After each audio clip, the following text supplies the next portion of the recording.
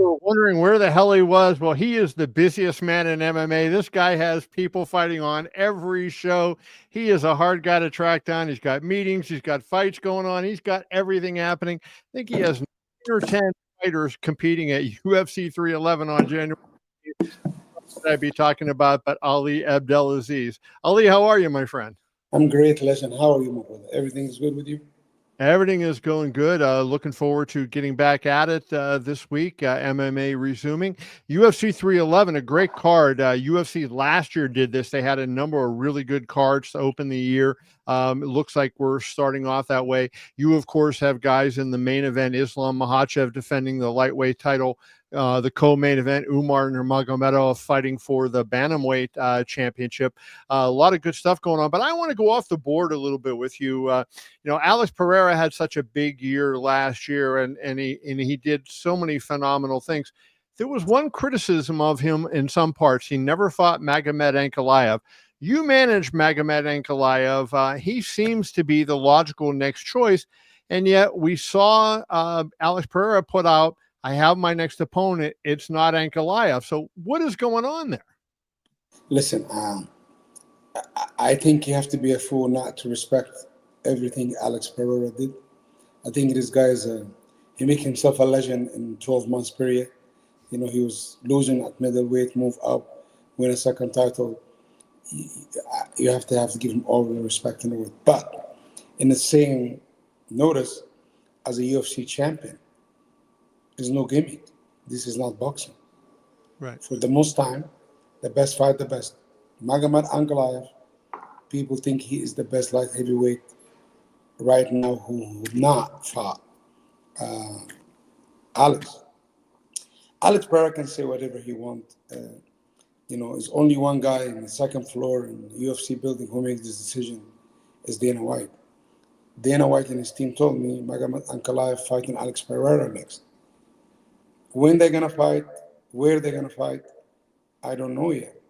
But what I was being told, Magomed Ankalaev most likely will fight Alex Pereira. Okay. But, he doesn't, as a UFC champion, you shouldn't get to choose your opponent. UFC choose your opponent, and they normally give you the toughest guy.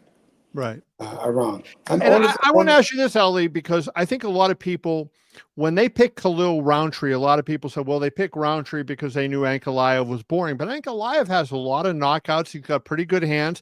He looked good fighting Alexander Rakic, who obviously is a kickboxer and has terrific hands. Can you dispel the notion that some people have that Ankalaev is just a wrestler and is going to try to take down Pereira and hold him down? I think Magomed Ankalaev have more knockout than what Alex Pereira have more wins in the UFC. Nobody can say he's boring. I think McMahon built a terrific division with a whole bunch of strikers. Doesn't mean you get a takedown here and there, you're boring. This is MMA, this is not boxing. If you want to watch boxing, you can go different things. Great to McMahon, he built an amazing division with a whole bunch of strikers. Magomed Ankalaev last fight, he fought Rakic. He ran from him the whole fight, but he did not shoot for one takedown. Rakic actually shot for a takedown. And that show you, and he promised me, he said, I'm going to stand toe-to-toe to Pereira. I think he's chinny, and I believe I'm going to knock him out under 3 rounds. And I believe he will. Okay. Yeah, I believe he will. So Ankalaev is predicting a knockout in less than 3 rounds. Listen, if Israel Adesanya can knock him out, why you don't think Ankalaev can knock him out? Wow. Amazing stuff. Well, you have so much going on. I mean, I just want to tell people some of the stuff. Obviously you have Makhachev and Nurmagomedov fighting for titles at UFC 311. Tatiana Suarez is back after her health issue. She's going to be fighting Zhang Weili, UFC 312. Kayla Harrison is on your team, Dominance MMA. She is going to be fighting for the title. Bilal Muhammad, the welterweight champion, at some point he's going to be healthy. I saw he said early summer now, maybe, that until he might be back. But you have a lot going on. First of all, how do you juggle all this? I mean, it's kind of crazy. How do you juggle all these fighters that you have and all the events you have going on? I'm just passionate about what I do. I love what I do. I love everyone who I work with. And I work with such an amazing group of fighters, male and female. and I have great relationship who I manage very well, and I think it is business about relationship. And if you don't have good relationship, you're gonna have a hard time, and I try to be fair in every aspect, with fighter or with promoters, and I try to do the best for my athlete. And I never claim to be the best at anything, but I work harder than anyone in this game, and I'm very passionate more than anyone in this game. But I've never said I'm better than anyone in this game. But I live and breathe and eat this. I'm here in training camp, helping train with the guys, cooking for the guys at night. Just is a full-time job for me. I'm not just a manager for the last 6 weeks. I'm a manager, assistant coach, like Habib said, a coffee guy, and a cook at night. And I'm loving every bit of it. I'm going to have to check with Habib on your cooking. I mean, I know you got a lot of talent, so I don't know about the cooking so much. I believe I'm different talent, on different level. Arman Tsarukyan said he have a chef, and Islam doesn't have a chef. I promise you, I can cook better than his chef any given day. There we And go. I know his chef. He's actually a good guy. I may swing over to your house later and see if we can test that out. Let's go. Let's talk about Islam Makhachev. I interviewed Javier Mendez yesterday, and I brought this up to Mendez. We're seeing I think a little bit of a change in Makhachev. When he first got prominent in the media and everything, he was kind of a quiet guy, didn't have much to say, didn't understand English very well. But you're seeing a lot of personality out of him now, and he seems like a fun guy and kind of a guy that I think people enjoy. You know him better than anybody. Tell me a little bit about this kid and what he's like on a day-to-day basis. I think he's one of the funniest guys on the team. He always making tricks on people and pranks. He's a very good man. He really focused on three things: his faith, Allah, God, training, and his family, and hunting or fishing. He doesn't do anything else, and just being a good friend and good teammate. He's one of the best men I ever met in my life. Interesting. He's a good human being. He's very kind, and when you whip people is behind us like he does, you don't need to talk. You just go out there and just go smash people. Listen, Dana all the time said John Jones the pound for pound best. I think Dana's wrong, and I agree to Dana about almost 99% of things. Islam finished 9 of his last 11 opponents. He beat the number 1 pound for pound guy, the number 3 pound for pound guy.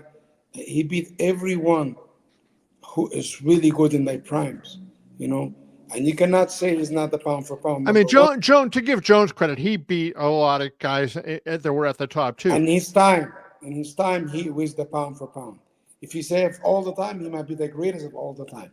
But right now, nobody, I don't think he's top 5. You can't beat Cyril Gane and beat Stipe and even be in the top 5. But at history, his long-term career, of course, you have to give it to him, But in a way, Islam right now is the best fighter. I've been have the pleasure watching sparring for the last 6 weeks. I never see a fighter, have not been born yet, a fighter have the skills this man have. This man, you're talking about boxing. A lot of these fools, they think that in MMA, they think they want to go to boxing. This man is boxing. It's on a completely different level. Wow. His kickboxing, his grappling and wrestling has been there all his career. He's fighting a very tough opponent. Arman Tsarukyan is a real deal. But I think you're going to see something special next week. I think Islam Makhachev, in his prime of his life, his career, he's in the prime of his life. And I think people will understand why Islam Makhachev is the pound for pound, the greatest fighter of the world. Islam Makhachev, by the end of his career, he might be the pound for pound, the greatest fighter we've ever seen.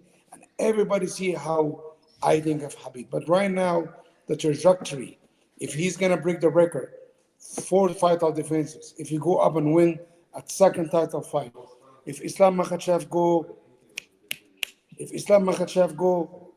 and there's something unique. But nobody on this planet today can tell me Islam Makhachev is not the pound for pound king, number one, because nobody does the things he does. Let me ask you this, because this is something that you see, it happens a lot of times, Michael Jordan and Scottie Pippen, when you have two great superstars, that second one kind of sometimes gets a little bit, jealous or a little bit envious of the attention. And Habib came along and he was just this freak of nature. And, he 29-0, destroyed everybody. He talked to him when he was beating him up and, all that kind of stuff that he did. Now, I would say, I think you would even agree with it. It's probably fair to say that Islam, a lot of his career has lived in Habib's shadow. Is he content with that? Like, is he content if the people aren't out there, praising him and still talk about Habib more than they talk about him? Now we all live in Islam's shadow. When you walk in the gym, we say the pound for pound pinky here. When we here together, he's the pound for pound. We all living in his shadow. Now we all follow on Islam. The team follow Islam. Even Habib is still the coach. Habib, one thing about Habib, you guys don't know this. Habib want Islam to be better than him, want Omar to be better than him. Habib's time, he don't want shine. He don't want to do interviews. He don't want to do nothing. But in a way, it's hard to argue. The things Islam doing right now is nobody ever in MMA doing. He's about to tie Kamaru Usman's record. In 2 fights, he's going to break Anderson Silva's record. What he's doing in MMA, maybe in 12 months right now, we will say Islam Makhachev, pound for pound, the greatest fighter on the planet. You know why? Because he's beating guys in their primes. Volkanovski in his prime. Yeah, no, Oliveira in his prime. Arman is going to be in his prime. John Jones, he's beating guys, one-dimensional fighter. He's beating guys whose grandfathers. And where were you when I was arguing with Dana about this that time? Listen, Dana's right about a lot of things, but Dana's wrong. But Dana's also is a great promoter. What he can promote about John Jones? Nothing. An old guy who's been hiding. He have to promote him to make people care about him. And it's the only thing he used. He using Islam Makhachev to promote John Jones. Islam doesn't need John Jones to be promoted. You know why Islam being promoted? The amount of hard work and dedication and the finishes and the performance, he don't, right? But anyway, Islam don't care about pound for pound, not pound for pound. They only care about beat people's ass. That's it. So here's a question for you. Let's wrap up on Islam on this part. You have Belal Muhammad, the welterweight champion. Islam is the lightweight champion. He's going to clean out the division if he beats a couple more guys. Would you put your two guys together to fight for the title if it came to that? I think this is my mistake because now Belal become friend with these guys and now they know each other. Now I think Islam upset with me because they cannot fight. But listen, Belal is a good guy. We love him. This is his time. And you never know. The sport is crazy. Things might happen, And we never know. Just number one focus now, to focus about Arman Tsarukyan. This is the goal. And after that, when Islam fight, we'll make a decision what happened. In the bantamweight title fight, you got Umar going up against Merab. It was kind of a tough go to get that fight. Merab, wasn't so sure he wanted to do it. He wanted to do it in March when it was Ramadan and Umar wasn't going to be fighting. You managed to pull it off and got it before Ramadan, so Umar is going to be able to fight and be at full strength here.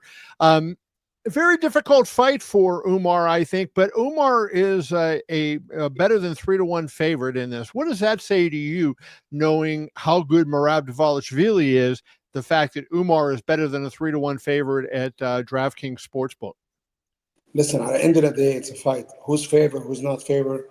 Merab he's a champion for a reason. He's tough. But the reason why Merab didn't want to fight Umar. Because as a champion, you want to defend the title more, you want to make more money. And he understands Umar is the toughest fight for him. Umar tough fight for everyone. But in a way, like I said, as a champion at the UFC, if you're the champion, is a quote in the UFC PI, Islam Makhachev say, if you're a champion, you have to defend your title against anybody. Merab does not dictate who he have to fight. The UFC dictates who you have to fight. As a champion, you have to dictate to fight. And I believe Omar is gonna stop Merab. Me personally, because I know Omar now. He's 18 years old. I know what Omar is capable of, but also we don't underestimate Merab. We think he's a very tough fighter, you know. And I think Omar is gonna go there and do his thing and have fun with him, and he's gonna show why the UFC give him a title shot. I think if you look at the one thing, when I look at that fight, and you saw what I wrote the other day, I said I thought that Umar would be the fighter of the year for 2025. So, but having said that, I think when you look at Merab's record, he has fought tougher opposition, no question, than It's a Umar reason has. why. I'm gonna cut you off here. It's a reason why. It's a reason why Marab fought a lot of tough opposition because everybody think they can beat Marab. Nobody think they can beat Umar. This is why Umar have not the opportunity to fight the guys Marab fought because nobody wanted to fight him.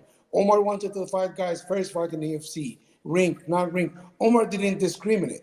Same as Habib, same as Islam, same as this team. This team is a whole bunch of killers. They don't care your nationality, your passport, your color.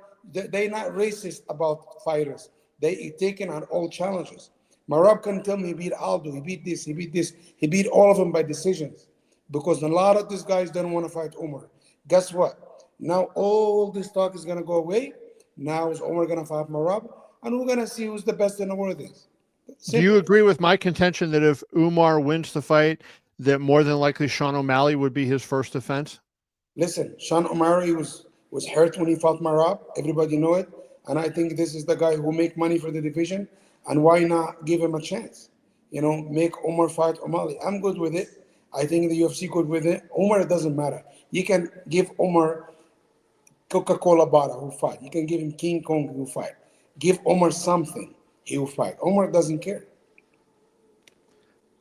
Umar is an interesting cat, and I remember the one thing he said to me when I talked to him about Merab. I saw him at Apex, and we were talking about that was right before Merab and O'Malley fought, and he said Merab no submissions, right?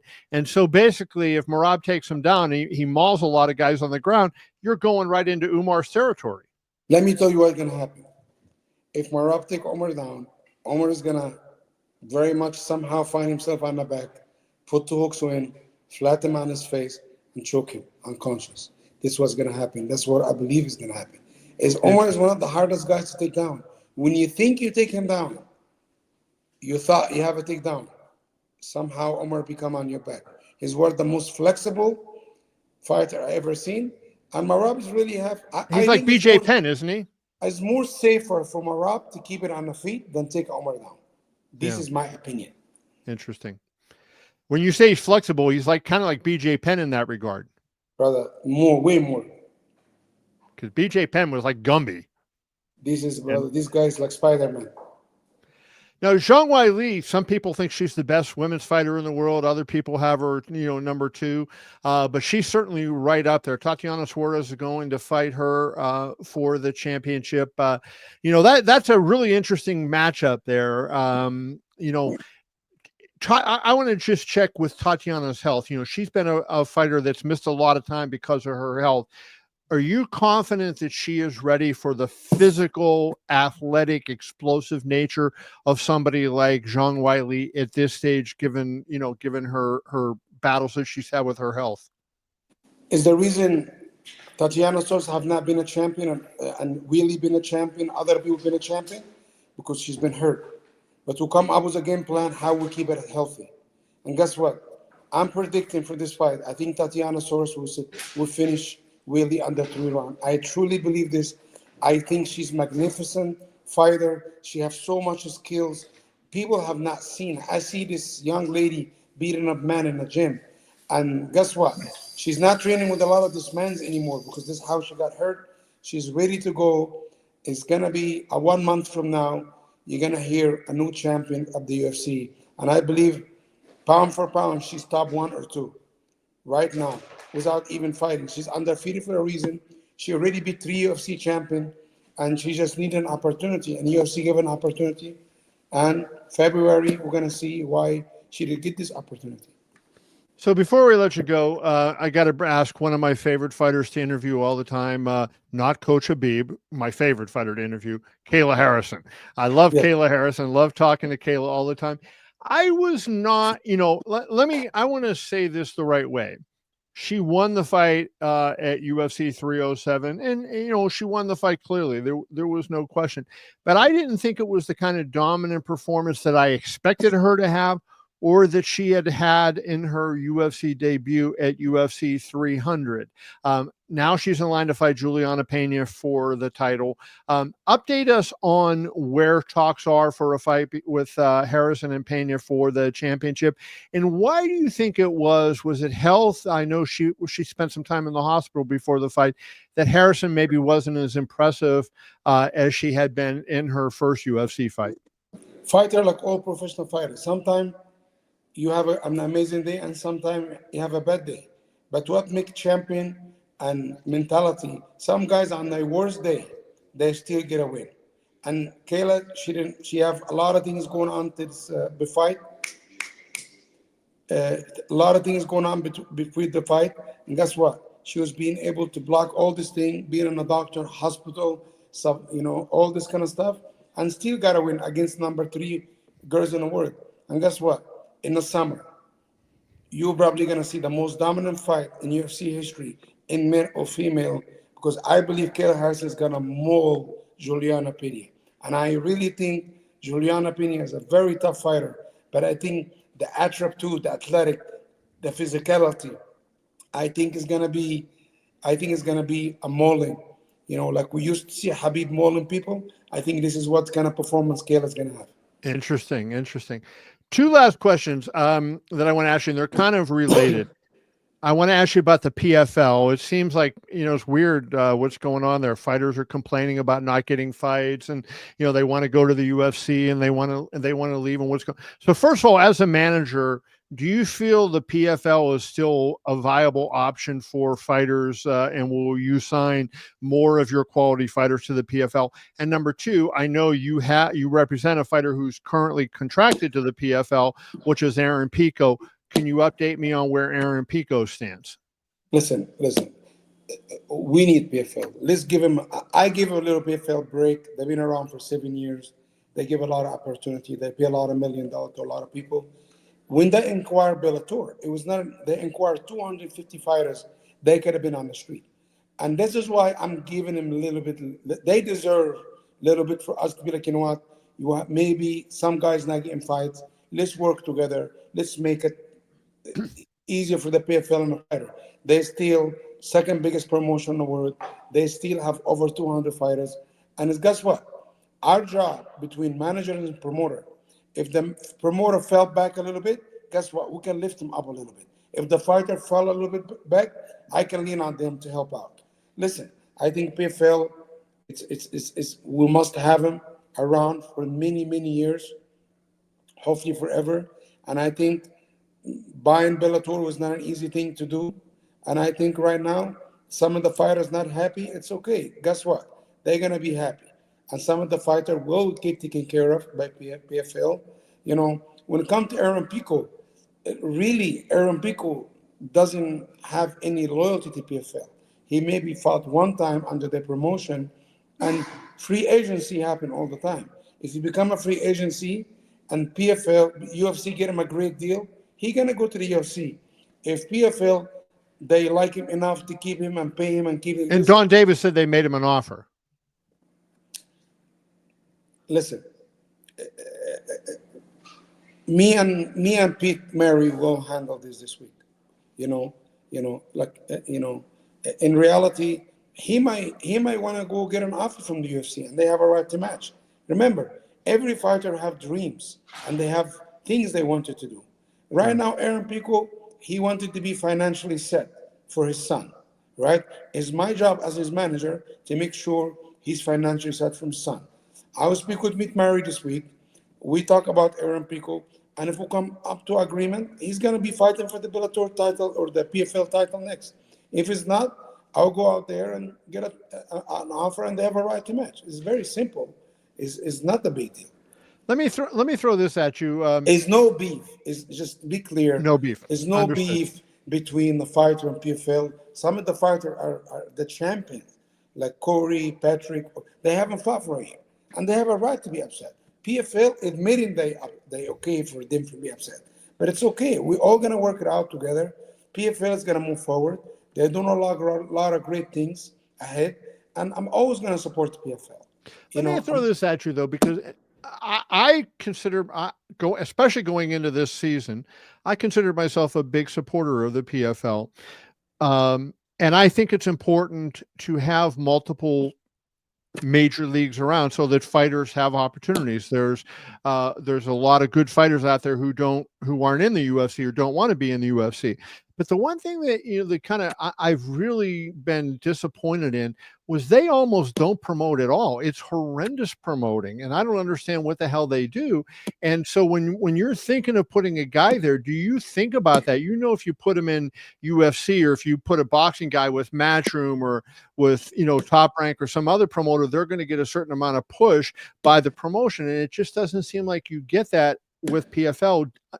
And I hate to say it, and I'm disappointed to say it, but that just seems to me to be a constant thread that they have. I don't think it's a fair comparison. The UFC has been around for 30 years. These people are around for 8 years. They're gonna promote much enough what ESPN is gonna promote them. Is the channel, is the platform. They don't have the biggest form of the platform. This is why a lot of time PFL maybe pay a little bit more money to sign with them. The UFC maybe they'll pay you less money, but some of the guys want to go there. It's an opinion, but I don't think it's a fair comparison to say they don't promote. Is their platform is not big as the UFC. This is why the fighter is not getting promoted as much, because they've only been around for 7 years. Try to be in my spot and call the PFL and say you want to interview fighters. If it's not an Ali Abdelaziz fighter, it's damn hard to get a hold of their fighters to do interviews with. And that's just free media for them. That's just free, easy for them to do. It is what it is, man. If you're not talking to us, they're lost. It's on them. So, anyways, UFC 311. How many fighters is it? Let's go through it. How many fighters on UFC 311? I think 9 guys. 9 out of there's 14 fights, so 28 fighters. So this guy's got a third of the fighters on that entire fight card. Yeah, it's Ali, okay. I don't know how you do it. All week, I'm gonna be buying groceries, helping cut and weight. My job is I'm not gonna be wearing a nice suit and stand in a stand. I'm gonna work my ass off to make sure everybody got everything they need. It's just not me. It's me, Fardous, Rizwan. There's a lot of guys gonna be with me helping me. It's just not me alone. Tell my man Dan Ige, I said, "Oh, that's Ali Abdelaziz, one of the top managers in MMA." Ali, appreciate you as always, my friend. Thank you. Good. See ya.